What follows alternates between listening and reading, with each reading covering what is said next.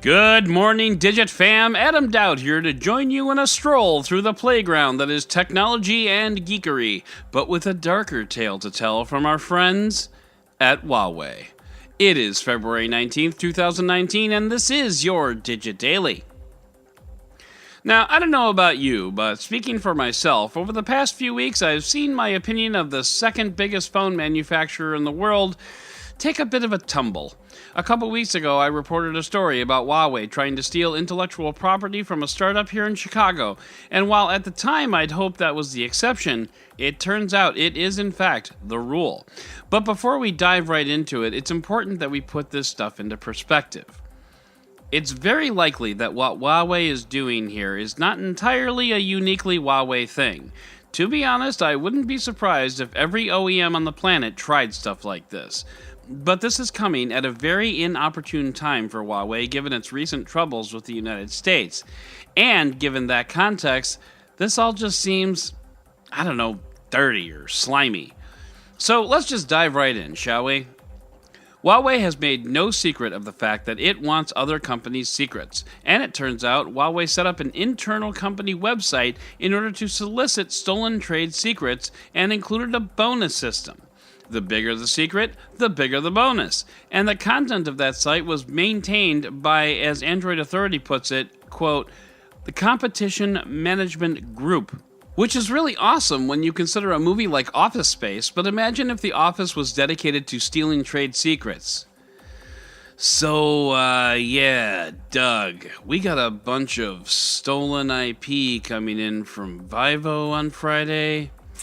Yeah, so I'm gonna need you to go ahead and come in on Saturday to start categorizing and vetting. Super. Imagine further that someone who works at Huawei and manages stolen IP and his name is Doug. I think we've got a Golden Globe winner right there, folks. Moving on, Huawei went to great lengths to sorry not sorry a bunch of suppliers and manufacturers into giving up information about other companies that they supply and manufacture for. They set up meetings and floated big exclusive contracts to companies, and then when they sat down together, all Huawei did was grill them about other companies they worked with. Huawei is apparently a big part of the reason that Apple set up a supply chain security task force. Other times, Huawei set up interviews with former Apple staffers and spent hours grilling them on Apple's business practices. One former Apple employee said, quote, it was clear they were more interested in trying to learn about Apple than they were in hiring me. So, where does that leave us? Not in a good place, that's for sure. Again, this seems like a somewhat common thing in the industry. I even once wrote an opinion piece titled Everyone Copies Everyone. But Huawei's approach seems to lack any demonstrable subtlety and is exacerbated by the fact that no one, except possibly the UK, seems to trust them. I think the only certainty here is that with the Galaxy S10 coming out tomorrow and MWC right around the corner, Doug is going to be pretty busy for the next few weeks. So before all that craziness starts, let's hurry on over to the roundup! Well, now, just hold on 1 second. Since this was recorded this morning, Huawei released a response to these allegations, and I'm going to read it to you. The response reads, quote, Huawei denies any wrongdoing. Huawei requires its suppliers to uphold a high standard of ethics, including signing our honesty and integrity agreement or entering similar commitments, and expects its suppliers to honor their confidentiality obligations to their other customers when communicating with Huawei.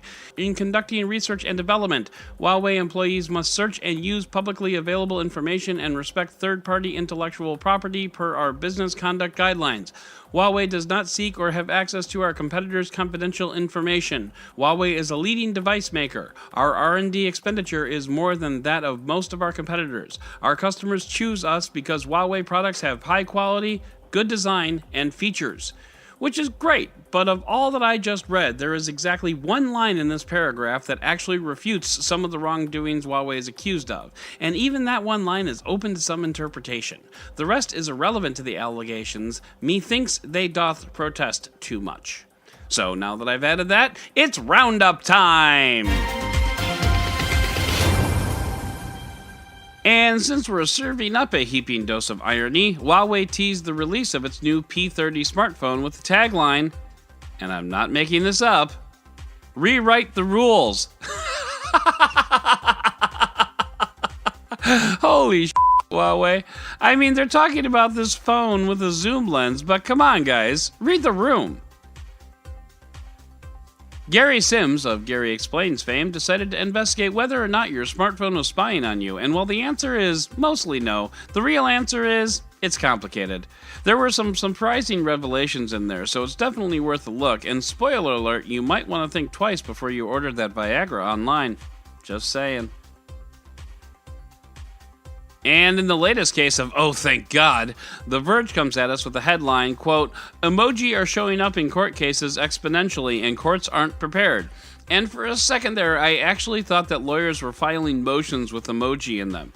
It turns out that headline refers to the courts trying to interpret the emojis that defendants and witnesses are sending to each other. And yes, this is a problem, and also thankfully falls under the purview of that headline. I was just hoping I wasn't going to have to read about, State versus Simpson, LOL, eggplant emoji, JK. Google published a 30-page white paper on how it fights fake news and disinformation. A product leader for Microsoft, whose mispronounced name is Dare Obasanjo, summed up the paper very neatly in a Twitter thread.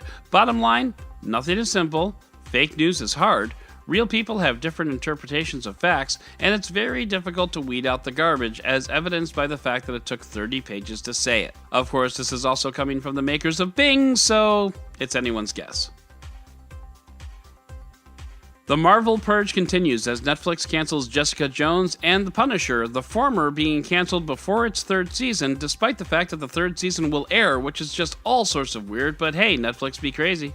This completes the Netflix original slate of Marvel properties at Netflix, and we're all fervently hoping that Disney Plus will be picking them up, which will be just a wonderful reason to spend even more money every month.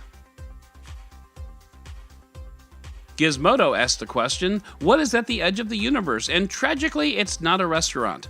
Rather, and I have to admit, depending on your interest in this field, the answers given by these space experts is going to be either fascinating or condescending. I found it fascinating, but I can see how others would go with the latter. But the most mind-blowing fact for me, and I admit I kind of already knew this, but still, when we look at a star that is 13 billion light years away, we're looking at the light that was emitted 13 billion years ago. So in a way, it's like we're looking backwards in time and my mind is going to explode. God, I love this stuff. And finally, you remember the Paris Agreement that was such a bad deal that the US backed out of it? Well, Australia is kind of going the other way with that and looks to plant 1 billion with a B trees between now and 2050 in order to reduce greenhouse gases. And that's all fine and good, but how would you like to be the poor guy who is tasked with counting those trees and then loses count somewhere around 650,436,922? Methinks you'd be putting in more weekend time than Doug.